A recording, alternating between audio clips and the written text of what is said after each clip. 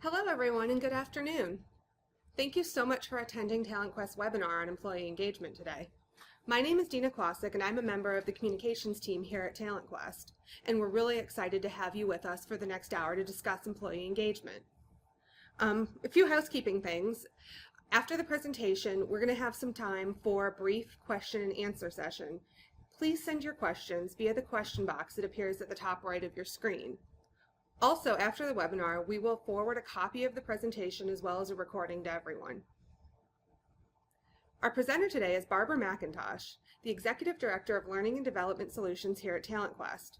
Barbara is an industrial and organizational psychologist with over 15 years of experience as a consultant in the talent management space. She has some great information to share with you today, so I'd like to welcome Barbara and turn the presentation over to her. Thank you, Dina, and thanks to everybody out there in virtual webinar land today. I appreciate you guys taking time out of what I'm sure is a busy day for you to spend a little bit of time focused on the area of employee engagement. This is an area, a topic that is very near and dear to my heart and to my colleagues here at TalentQuest, or our heart. And it's an extremely critical area of focus for talent management professionals.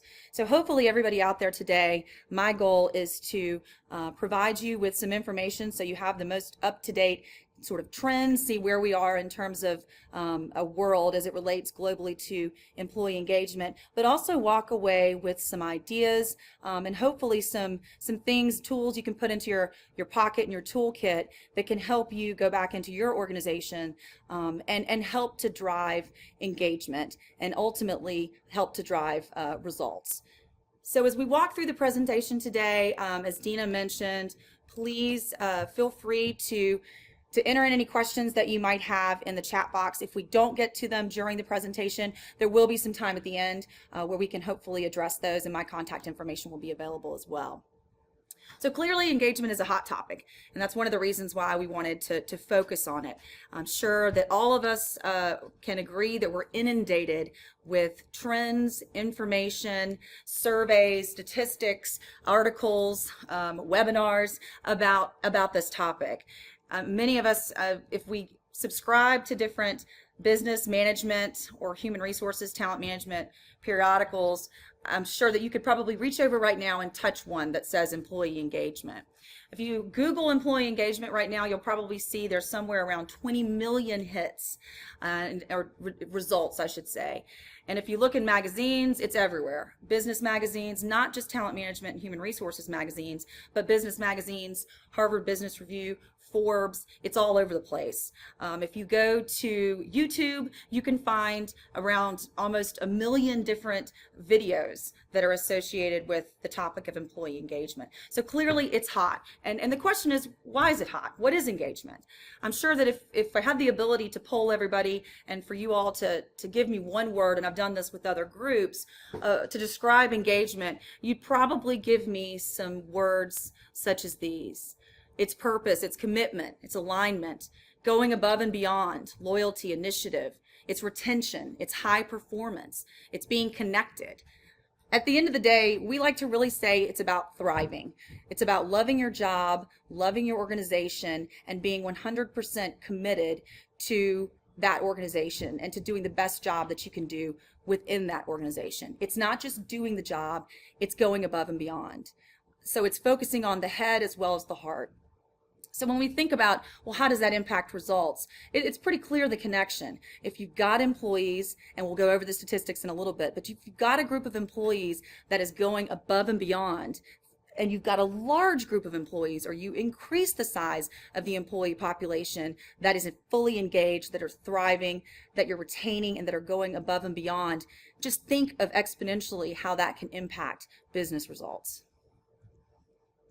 But there are barriers to engagement, right? You wouldn't all be on here if everybody was working in organizations where they felt that the employee population was 100% engaged. We'd be out of business. What are those barriers? Well, organizational change, right? Economic uncertainty, high workloads, outdated systems, policies and rules, no career advancement, poor managers. These are just a few examples of things that can impede an organization from having a workforce that's fully engaged.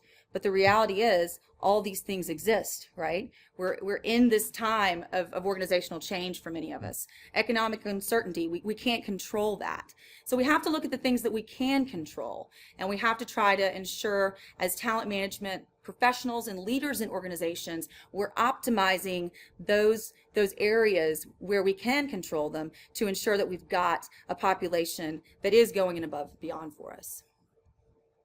So what does it mean, right? What does engagement mean? We threw out all those different words. There are a million different definitions of engagement, but ultimately the one that we like here at TalentQuest is that employee engagement is a property, okay? It's a result, it's an outcome of the relationship between an organization and its employees. Optimally, an engaged employee is one that's going to be fully absorbed by and enthusiastic about their work. So they take positive action to further the organization's reputation and interest. Doesn't that sound great? If we could get an organization full of employees like that, well, that's one of the reasons we want to focus on this today, because I think everybody can move the needle. And hopefully coming out of this webinar, you'll all have some thoughts on how you can move the needle to get more people in that category of engaged. Another way that we like to describe engagement is really it's a combination of two constructs that have been studied for a long time. You know, when industrial organizational psychologists and psychologists started looking at the workforce and thinking about how devoted and committed and motivated employees were, initially it was really defined as job satisfaction. And then this construct of organizational commitment began to be explored. This idea of how committed are individuals to the company or the organization for which they work, by whom they're employed.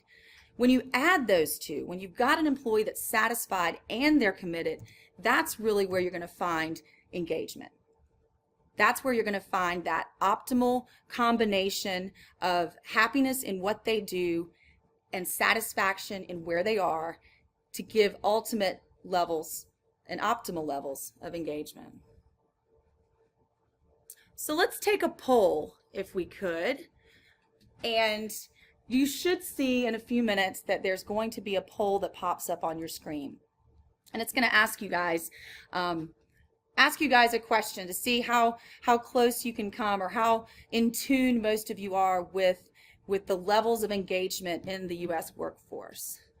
So if you look at the poll, it says what percentage of employees are engaged. So this is really looking at the United States, and if we look at all organizations, all sizes, all industries, all levels of employees, what percentage of the employee population do you think would fall into that category of being engaged? So I'm going to give you a few seconds to respond to that. And while I'm not going to inundate you with survey statistics, you again can probably reach over in your desk and find a couple of surveys or articles that are going to give you lots of information about studies. There is one that seems to be pretty consistent, and that is the number of employees that are actually engaged within our organization. Okay, so let's look at what the results are and see how close you were to being able to guess what that was. So 10% of you, or 22% of you said it was 10%, 67% of you said it was 30%, 6% of you said 60%, and 5% of you said 50%. Well, I'm happy to report that the 67% is correct. The number of engaged employees in the workforce, and this you'll find in lots of different studies. We have in our industry, in our organization, and we are in the business of talking with employees, talking with organizations about how engaged they are. But if you go out and look at the research, it's pretty consistent with that number of 30%. So really only 30% of our employees are at that optimal level. We'll talk a little bit more about this. So let's get to the History Channel for a second. And go back in time and talk about what started this whole study and this whole focus around employee engagement. If you go back to the early 1900s, there were a number of psychologists that really broke into the industrial psychology field. So applying psychological principles to the workplace and using those same principles to try to evaluate how employees work within organizations and how to optimize ultimately what they do and the satisfaction that they get for their jobs. Hugo Münsterberg was really one of the pioneers in the movement of industrial psychology. And one of his areas of focus, specifically, he did a lot of work with industrial organizations, steel manufacturing organizations, and that's what that picture to the right is representative of. He did a lot of work wanting to understand how employees, or how you could hire employees that would have a fit and be the best fit for a particular organization. He also wanted to see what type of employees would produce the best work and then ultimately would provide the best efforts. Okay, so they do the best work, they give you the most effort, and they were the best fit for the job. So a lot of his work was really focused around fit, and that was the one that he most did the most research around. So in his studies, that was really the first person that had this idea of how do we look at individuals before they come into our organization and evaluate them to see if they're going to thrive in these particular environments. All right. Now, there was some stuff that happened, obviously, between the early 1900s and the 1960s. But where Münsterberg focused on the individual and how we could evaluate their fit for a particular role, mainly based on personality factors, with Peter Drucker, he was really more focused on the knowledge worker. He was a pioneer when it came to the study of management. So where Münsterberg really looked at the individual and looked at psychology and applying principles of evaluating personality and associated them with fit in an organization, Peter Drucker was a pioneer in better understanding those individuals that knew more than their counterparts about how the business ran, and ultimately would be in what we considered management. And this really fit well with this mid-20th century, where we were in the world in the mid-20th century. Most manufacturing efficiencies had already been developed, so there really was a natural shift in research to not what are the processes to best make car making efficient. He did a lot of work with GM. But how can we capitalize on our people above the assembly line level, looking at the management level? And what is it about these individuals that really makes the organization tick and thrive? So he was the first to really pioneer the research around management and management's influence on productivity and results of an organization. Okay, so I promised you that I wouldn't inundate you with statistics and findings, but we have to kind of level set and get some of that out here. Employee engagement is the top agenda for organizations today, many organizations today. You can do surveys with leaders and say, what are you most concerned about? And right at the top of the list, you'll find succession planning and employee engagement and retention. As we know, the pendulum is shifting from where we were after during and shortly after the Great Recession. It is moving to be more of an employees market.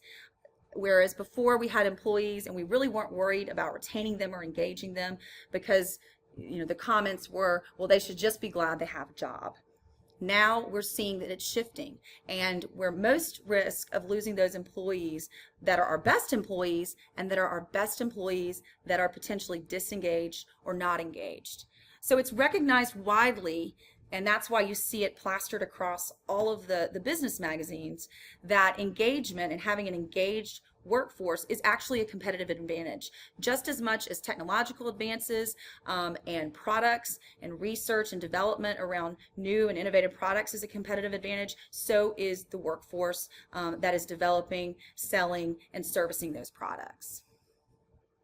So according to a study by DDI in an organization, just to quantify this and give you an idea of the cost associated with engagement or not having an engaged workforce, if you had an organization with about 10,000 employees, so it's a pretty good size organization, moving the workforce from low to high engagement could have an impact of over $42 million, all right? Now, granted, that's in a large organization, but just the amount of dollars associated with focusing on developing and engaging employees, it's pretty astronomical.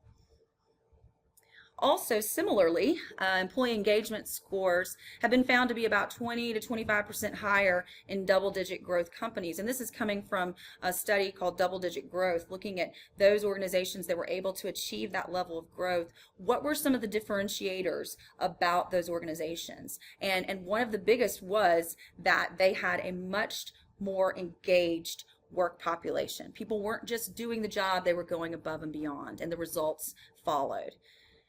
And then Gallup, who has done a great deal of research in the area of engagement, they've reported recently the business units that reported employee engagement above the median, so this is just above the median, had a 70% higher likelihood of success than those with scores below the median. All right, so the scary truth. You guessed this earlier, at least 67% of you did. Almost 70% of the workforce is not engaged or actively disengaged. Wow, that's a lot. So if we segment our workforce into 3 levels of engagement, we've got about 20% of the workforce that is actively disengaged. And you're probably saying, well, Barbara, that's not that much. That's good news, right? Well, yes, it certainly is good news. We'd like to see it lower. It's good news that it's not the largest percentage of a majority of the workforce here in the United States. However, what that tells us is that when you add in the 50% that's not engaged, we've got about 70% of our workforce not where we need them to be, not at that engaged level. Only 30% of the workforce is actually engaged. We've got 50%, almost half, that is just kind of complacent.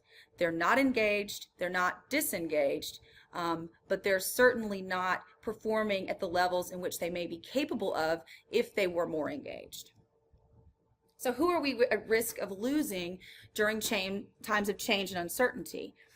Well, the engaged, more than likely, if we've got uncertainty, if we've got change in the organization, so think of restructuring, think of acquisitions and mergers, a lot of the economic conditions that are causing organizations to have to change.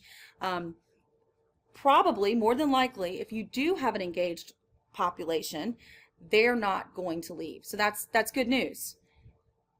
However, that group that is not engaged or actively disengaged, you are at risk of losing.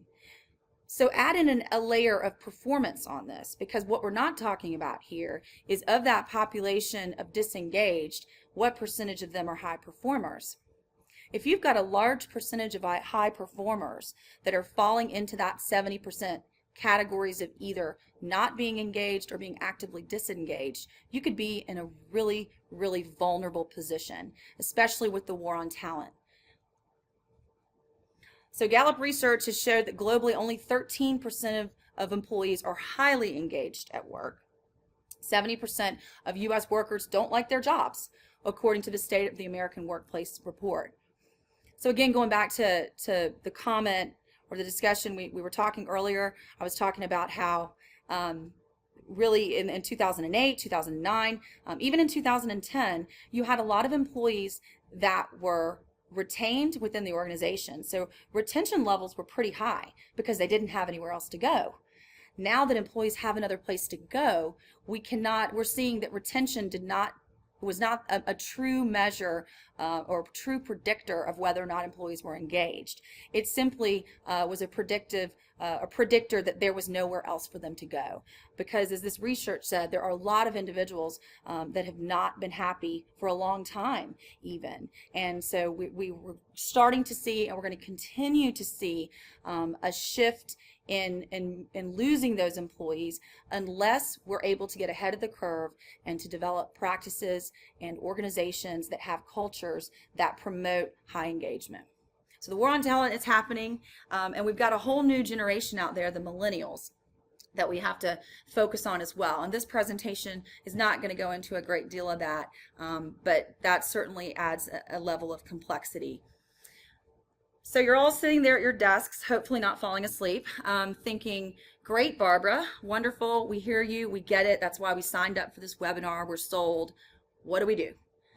So I want to really focus a majority of the presentation and the rest of the presentation on talking about what we can do and some things that we as HR professionals, some things that we as consultants in this space have seen be successful, as well as what we have seen widely recommended within the industry to be best practices. So what do we do? Well, what's our goal? So we could say, well, we have this high aspirations of this magical goal. What we really need to do is we need to focus on how could we create a magical workplace where there are no challenges, there are no economic conditions that are unfavorable, everybody is happy, everybody loves their job, a working environment that magically turns everybody into happy, productive employees. Now, if you all think that that's possible, then you're definitely living in a dream world, because that is a very, very unrealistic goal. What is a more realistic goal is thinking in terms of how might we, and when I say we, I'm talking about everybody on this phone, talking about everybody who is in a position to be able to influence the engagement levels through talent management practices, through management practices, and through leadership. How might we create an environment that allows employees to fully engage and thrive, leading to more productive and happy employees? So how do we move the needle? And we've bucketed the what does this look like, or what are the outcomes, or what do we need to be able to have that culture of engagement into 3 rings, what we're going to call the 3 rings of engagement. So the first of those is employee development. So you must promote, if you're wanting to promote or to have the outcome of an engaged workforce, you have to have one that promotes employee development and personal development. Okay, people need to feel like they can grow in an organization to the extent that they want to grow. They don't need to feel like they're ceilinged out and they have no opportunity for growth, or that there isn't a focus on that growth. Meaningful work and purpose. People want to feel like they connect to their jobs and they understand the purpose of their job and how that job fits into the overall picture of the organization. This is something that we as managers and as leaders can really do a very, very poor job of. We assume that employees understand the connection between their role in the organization and the greater mission, values, objectives of the company or the organization or the division or the business unit, but that assumption is many times very, very incorrect. And employees don't even know how to articulate that they don't understand that connection. So finding a way to have employees feel that they offer meaningful work and purpose is critical to being able to see the outcome of engagement. And then finally, there's an area of just overall employee well-being. People need to feel like they're taken care of. People need to feel like they work in an environment where people care about them. Managers, peers, the entire organization, really they need to feel like there's a connection with others and that people care. We are social beings. We're not machines, and we do as much as many times as managers, we don't like to think about the touchy-feely side of things. This is a presentation on the human side of engagement, and that is a critical piece that can many times be left out of how we do business. People want to feel connected and they want to feel like the organization cares about them.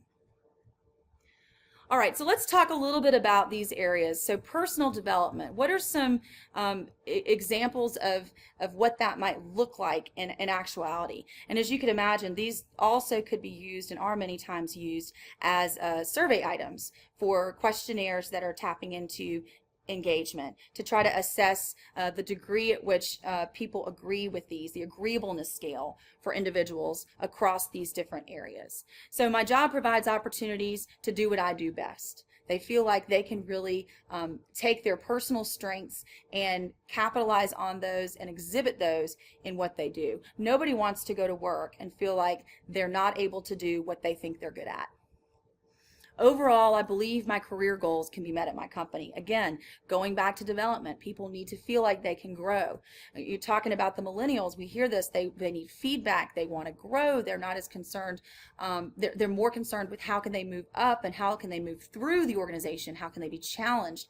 So people need to to be to feel like these opportunities exist for them. My current job gives me the change to gain new skills and knowledge on the job, so they have an opportunity to grow not only in what they do, but in the tools that they have to do those things. That's why you're seeing a lot of focus in talent management around learning management systems and other ways to provide employees with the ability to develop their skills and to develop it independent of what might be needed in terms of certifications and things that are required on the job. In the last 6 months, someone has talked to me about my progress. You'd be shocked to see, or maybe you wouldn't, how many people have not had a conversation with anybody, especially with their manager, about where they are in terms of their personal goals or their professional goals in the last 6 months. And there's somebody at work who encourages my development. So again, going back to the need for social and the need for recognition and also for encouragement. Meaningful work and purpose. What does that look like? I'm making a difference. My job is important. I'm passionate about my organization's mission. If the organization doesn't have a mission, then it's probably difficult for employees to be passionate about that mission. So if you work for a company or an organization that really hasn't in a while taken a time to sit down as a leadership team and talk about what that is and to articulate it and communicate it throughout the company, you're really missing an opportunity to have employees feel connected and feel like their work is aligned and has meaning and purpose. I have a great deal of control over what happens in my department. People like autonomy. They like to feel like they can control and make influences and impact. And my job challenges me to use a variety of skills and talent. And then employee well-being. My company has a strong culture of trust and respect. I trust and can count on my colleagues. Senior leaders communicate honestly. This organization is a good fit for me, and my job provides the flexibility that I need. So we're seeing, as you probably are all aware, we're seeing a shift to more work-life balance. Technology has allowed us to have high productive employees that aren't necessarily tied to a desk all day long. So with telecommuting and teleworking, you're seeing employees that might normally have to exit out of the workforce for different reasons. They're able to continue in the workforce and able to offer their skills to drive results, but do it in a way that provides the flexibility that they need to be able to have that balance. Okay. So at this point, really what we've talked about what engagement is. We've talked about the business case for you sitting on this webinar and listening to me talk about engagement into all of the research. We've talked about sort of an update on where we are in terms of the state of engagement, what the population looks like.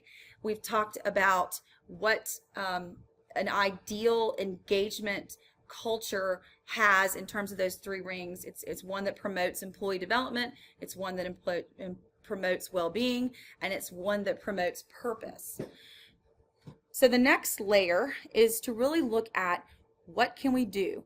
What can we do to ensure that we are in fact driving a culture of engagement? And when I say driving a culture of engagement, I mean driving processes, practices, and other cultural elements that are going to reinforce the employee development, the well-being, and their ability to feel that they have purpose and meaning.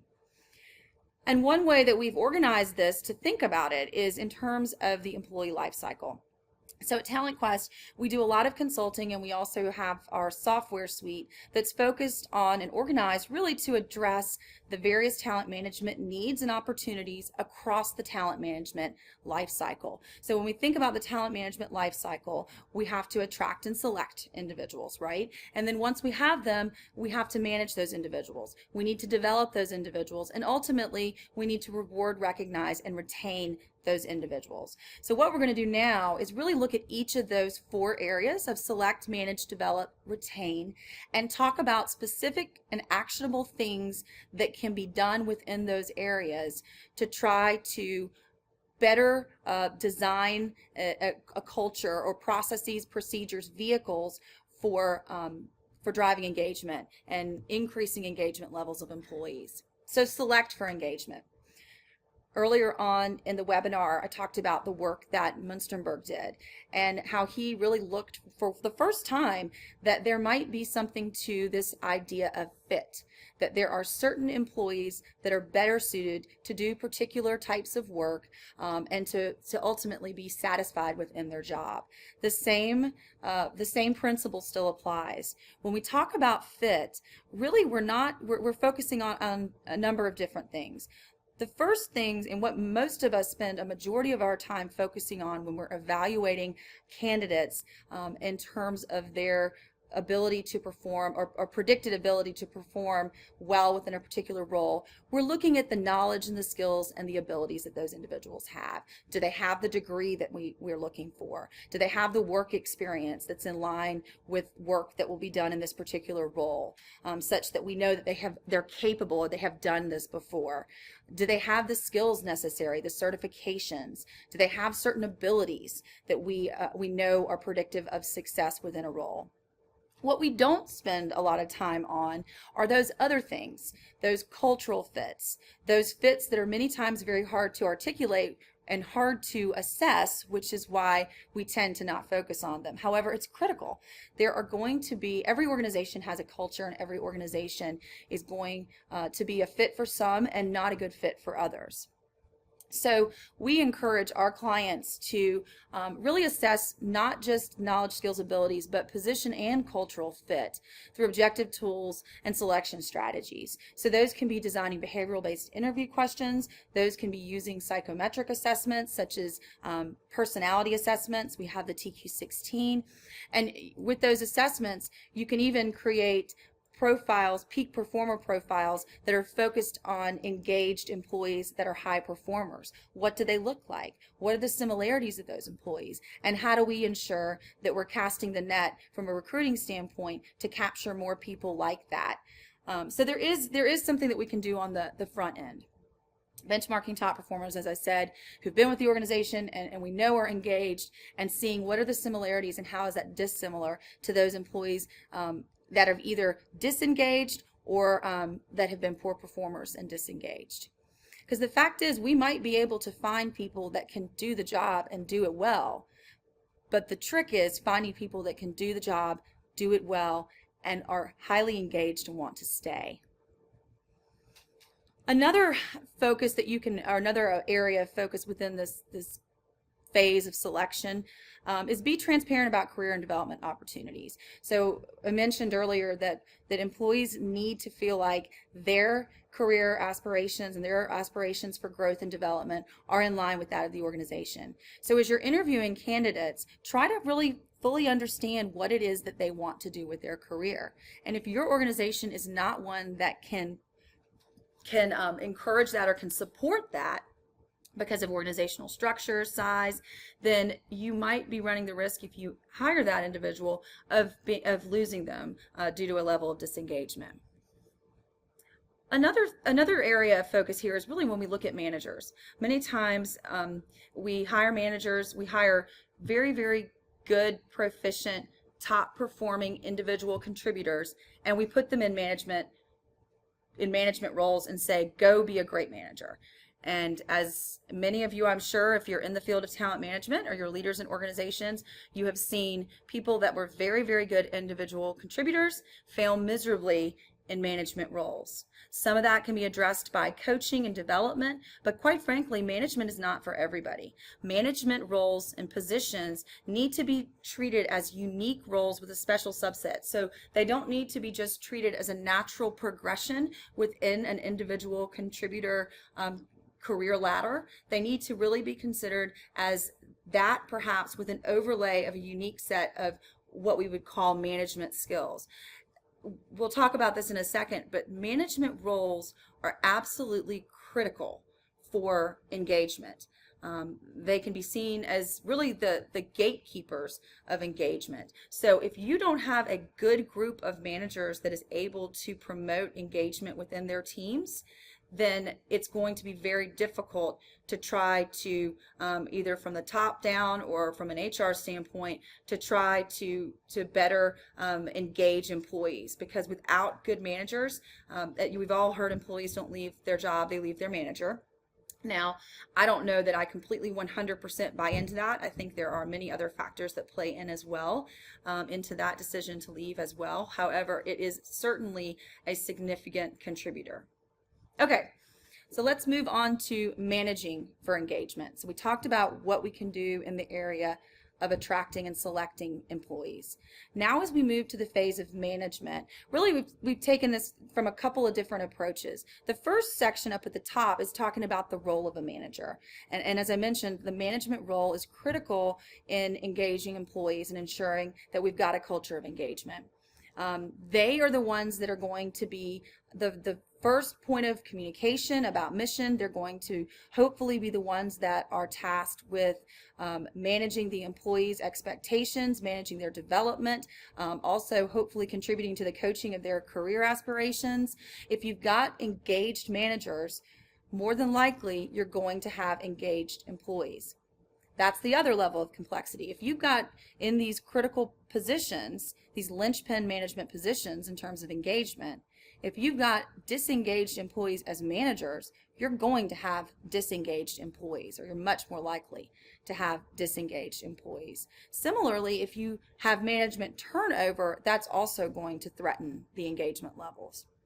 So we can make an effort, and we design programs to address this, to train managers to identify and recognize and reward behaviors that are associated with engagement. So there is a level of education and coaching that can go into taking managers that already have a good predisposition for being managers and helping them to step it up a level and be even better managers of engagement.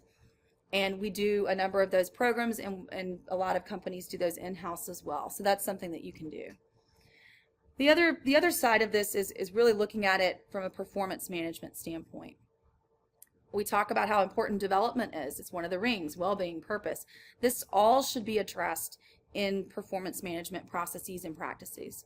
It's critical that employees not only understand how they're performing in their current role, but how the goals that we as managers have for them aligns with the overall mission and purpose of the organization.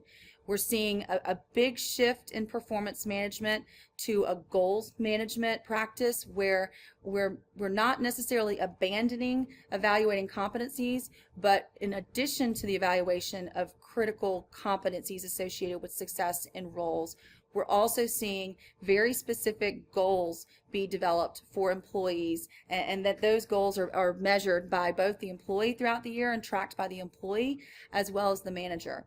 In our system, with many of our clients, they have the ability to put in personal or professional goals, and those are typically going to be goals associated with their current job as well as development goals. And the reason for that is to allow for a process that does just what we know it needs to do for engaged employees.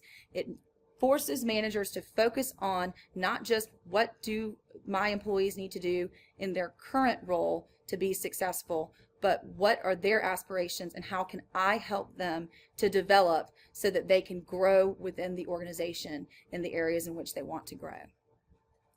And allowing both managers and employees to play a role in this process is a great way to have that connection and have employees feel like managers do in fact care about their well-being and about their development.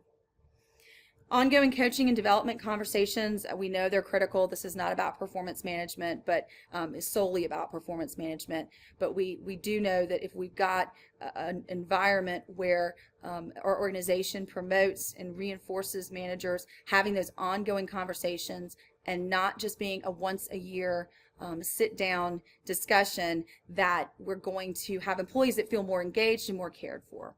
And we need to hold the managers accountable. So if we decide as talent management professionals and as leaders that this is critical for us, and we buy into the fact that these types of behaviors that you see on the slide are associated with higher levels of engaged employees, then there needs to be some way that we can evaluate our managers on these so they know that's part of their responsibility.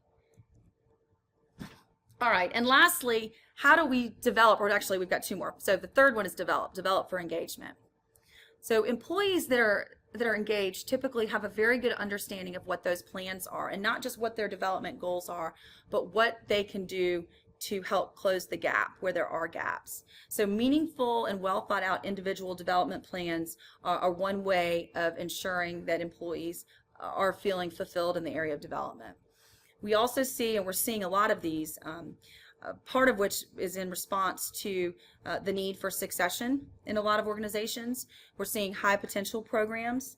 These programs, which put a little more formality around understanding who our top performers are, can also be a great way to ensure that those employees feel recognized, appreciated, and that they remain engaged within the organization.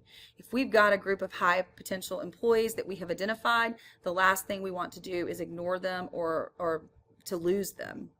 So these programs, which can offer anything from, they can be reward and recognition programs, they can have additional benefits, they can be programs that are specifically designed for helping them to develop in areas. They can include in areas that have been identified as needs for that level. They can include mentoring. We also have developed them so that they're working together as peers in this group, and they are assigned to special different programs.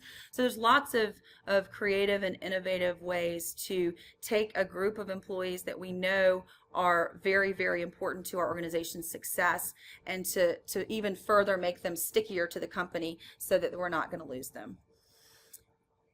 Everything can't be fixed with a training program.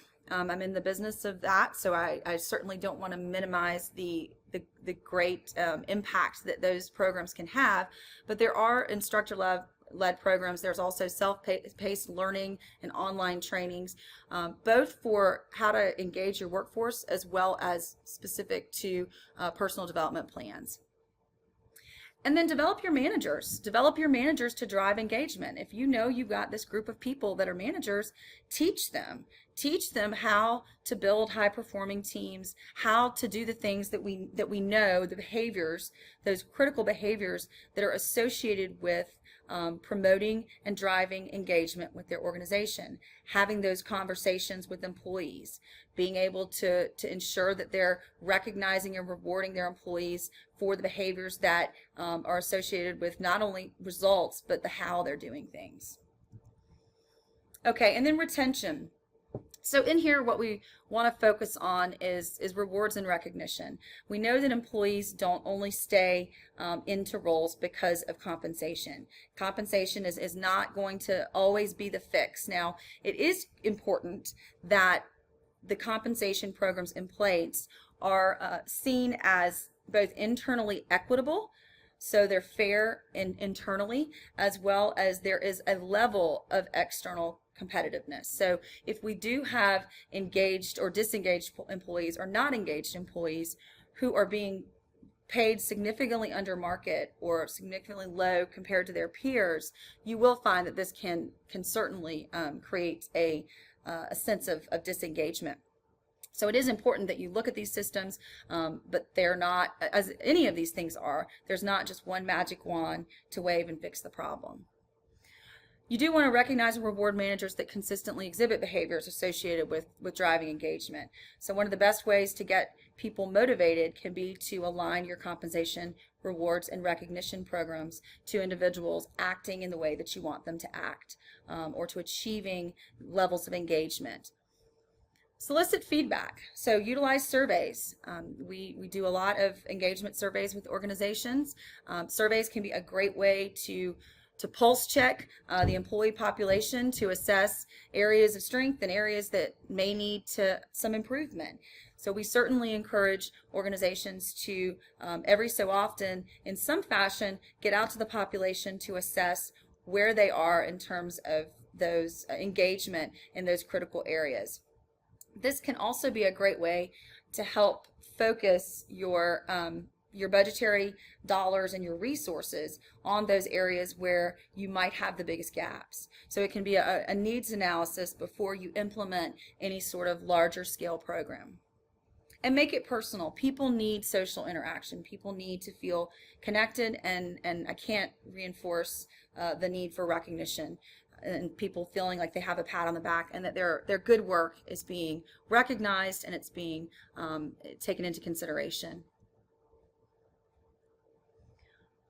Okay, we've got a few slides here towards the end of our presentation, and I do want to leave time for questions on engagement surveys. So as I mentioned in the previous slide, engagement surveys are certainly a wonderful and fantastic way of quickly, efficiently, and scalably capturing information on where employees' perceptions are as it relates to different elements associated with engagement and in satisfaction. So as you're thinking about these surveys, and some of you may already conduct these surveys internally, some of you might do them with an external, with a third party, some of you might never have done them before and you're considering them. So here are some things that, that are for consideration. When you're designing an engagement survey, you do want to ensure that you've got a core set of items that are representative of the areas that you want to tap into to assess engagement for your organization. So there isn't a one set or one size fits all for engagement surveys. There are certainly some surveys that are questions that are widely used. That being said, we always encourage organizations, if you've got the audience, to make sure that those items fit with their culture and fit with the things that they need to probe and assess from the population. And you want to ensure that they are tapping into engagement and not just job satisfaction. So there are clearly items that are more aligned with what we would consider job satisfaction, and then there are items that are more aligned with engagement, and there is a difference. So you do want to make sure that you have a combination, and that you certainly don't exclude questions that are taking into consideration those three rings, how employees are developed, their well-being, as well as their personal sort of satisfaction with the role. Size matters in surveys. You don't want to make a survey too short such that you're not going to be able to get enough information to work with it and to make informed decisions. You certainly don't want to make the survey too long. I think that's one of a common mistake that companies can make when they first roll out an engagement survey, or if they've had one over time and they continue to add to it, that they've got this monstrous survey that nobody wants to sit down and respond to, or people that do respond do so very hastily just to get through it and aren't really considering and thinking through the items. So you do want to try to make sure you have a manageable survey. We try to encourage employees to not go above 60-something questions, and even that is a very long survey. Encourage comments. So the shorter the survey, the more time employees should have to be able to better articulate and explain their responses in the comments. We do a great deal of thematic analysis at TalentQuest with our survey team, and thematic analysis is basically looking for themes within open-ended comments. And many times this is where the rich information from the results of a survey can come, not in just the ratings, but in the explanation and examples and reasoning behind why individuals chose particular ratings. You can really see some trends and themes that emerge from thematic analysis. So don't hold back on those open-ended comments. Year-over-year analysis. So once you have that baseline survey, continue to check with the population as things changed, and also as as you go on through the years, and then you have a really nice trend, and you can start to analyze where trends are and what might impact when those levels dip and when those levels increase. Survey timing. So one of the things that you're seeing in the survey world is a move to what's called pulse surveys. So instead of having a once-a-year engagement survey, you might have the questions distributed throughout the year and going out to employees maybe one or two at a time every so often. The idea behind this is when you capture all the data at one time, it's great because you can analyze all the information at one time and report on all the information at that time. The downside is you might have the impact of other things that are going on that are extraneous events or variables that may be impacting why employees are responding or rating in a certain way. So with pulse checks, it's controlling for timing, and if you've got a business that's cyclical or you have a business that has busier times and then times are less busy, it's still important to understand how employees are feeling and what their levels of engagement are in all the different across all the different cycles, but you don't want to limit yourself to just one point in time as it relates to those cycles. And then third-party administration and analysis. By using a third party for these types of surveys, you can increase the candor levels, employees can feel more comfortable, and then it also will ensure and help to ensure the anonymity and confidentiality of the information. So for our clients, that's one of the things that many times we find that they don't want to brand their surveys, even though we have the ability to brand surveys specific to companies. They say, no, we like to keep your branding because we want employees to know that this is not going to me as the talent management director or the leader of HR. This is not a survey. I will not see the results. This is all going to be analyzed and reported back to ensure the anonymity and confidentiality of responses. And then finally, there are other metrics of engagement. So one of the big impactful things and practices that we have and we like to engage in with our projects is on the front end, on the back end, to be able to evaluate metrics so that we can see that return on investment and get those ROIs. With soft skill development programs, as you all who are in this field probably know, it can be difficult sometimes to sell those programs internally because people just feel like they can't quantify the benefit of those results. They might know that it's got benefit, but they would like to see the results. So turnover, absenteeism, customer loyalty, financial metrics, those are all metrics that can be used and that are widely used to define engagement statistics. So in closing, a dream company, and this is something we can all aspire to help to develop and promote within our organizations, is going to be one that it's one where individual differences are nurtured, information is not suppressed or spun. There's a lot of transparency and alignment. The company adds values to employees rather than merely extracting information, productivity from them. The organization stands for something meaningful and people understand what that is. The work itself is intrinsically rewarding and there are no stupid rules. So if we can walk away and create those organizations, we'll all be very, very happy and engaged employees. Okay. Thank you very, very much for your participation and your engagement in this engagement webinar. We do have some time for questions. And yeah, good afternoon, everyone. Thank you so much for joining us today. I am going to go ahead and read some of the questions that came in for Barbara. And I'll say too, if you have to jump off for any reason, my contact information is there. I'm more than happy to answer any questions that you might have, or if you want to learn a little bit more about our services in this area, please feel free to reach out to me.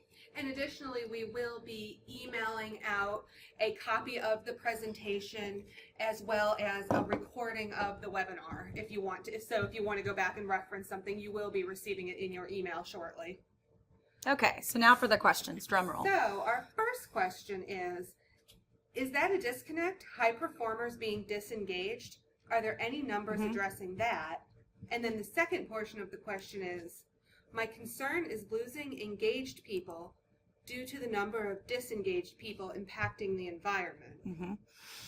Yes, so those are two great points and areas of concern for a lot of organizations. To the first one, absolutely, you can have high-performing employees, and when we say high-performing, let's take into consideration a sales role, because those are usually the easiest to be able to talk in terms of performance. So you can have a high-performing sales professional that has very, very high numbers in terms of revenue or sales, but in actuality, they're not being fulfilled. They're not feeling like they're supported by management. They don't understand. They don't feel like their work's meaningful, and therefore they're disengaged. So while most disengaged employees, I would say, are not high performing, there are many high performing employees that are disengaged. And those are the ones really that if there's a way to assess those employees or to be able to ensure for those employees that we have identified as high performers and high potentials especially, that we are creating and giving them an environment as best we can that is supportive of engagement. And then the second was, let me read that one again. My concern is losing engaged people due to the amount of disengaged Yes. people in that environment. Yeah, disengaged people can be poisonous. Disengaged employees can be poisonous to an environment. They can, especially if they're managers, and they can certainly, if they're not carrying their weight and showing the same level of above and beyond, it can be in team environments. It can be a very frustrating situation for those employees that are not engaged or that are engaged. So that is a concern. I think that one way to address that, aside from actually actively doing things to promote engagement across the different life cycles and policies and practices and procedures, you can also make sure, though, that those employees, if they're so disengaged that they're not performing, that that's being addressed, and that we're not overlooking when disengagement turns into poor performing behaviors or behaviors that might be unethical or are not in line with what the expectations are for the role. And our next question is, how often should a company do an engagement survey? So again, it goes back to your philosophy. Once a year is probably most typical. Some organizations do it every 2 years. If you go much beyond that, you're going to have drastically different employee populations at times. So it's probably a good thing to do at least every year, every couple of years. If you're doing pulse surveys, those are going all the time. So those questions are being automatically generated and distributed to the population, and it's an ongoing thing. It doesn't necessarily have a start and finish point. All right, well, that's it for the questions that we have today. So again, thank you guys so much for joining us, and if you do, please check out our website if you have not done so already, and feel free to reach out. It's been a great afternoon speaking with you, and I hope you enjoy the rest of your day and go out and help promote engagement within your organizations. Thank you so much. Thank you, Barbara. Bye-bye.